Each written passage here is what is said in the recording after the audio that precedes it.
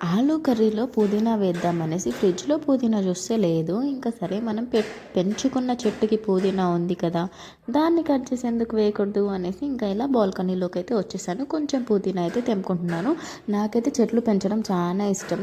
కానీ మేము ఇక్కడ రెంటెడ్ హౌస్ కాబట్టి మళ్ళీ అది పై పోర్షన్‌లో కాబట్టి ఇంకా చెట్లు కష్టం.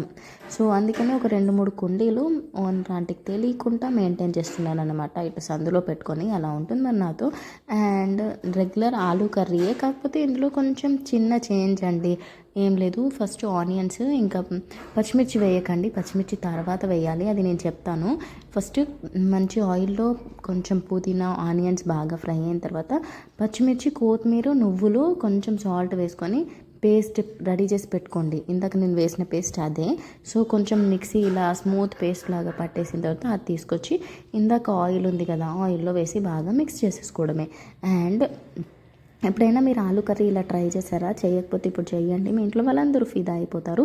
అంత బాగుంటుంది టేస్ట్. ఇంకా స్మూత్గా ఆలు పీసెస్ ఇంకా గ్రేవీలోకి ఇది చాలా బాగుంటుంది. మళ్ళీ నువ్వులు వేసాం కదా, సూపర్ ఎనర్జీ ఫుడ్ అయితే రెడీ అయిపోయింది. అండ్ ఇక్కడైతే మంచిగా కొంచెం అల్లం వెల్లుల్లి పేస్ట్ సాల్ట్ కూడా వేసుకొని ఆ తర్వాత బాగా మిక్స్ చేసి ఆ తర్వాత మనం కట్ చేసి పెట్టుకున్న ఆలు పీసెస్ కూడా వేసేసి కొంచెం ఫ్రై అవ్వాలి.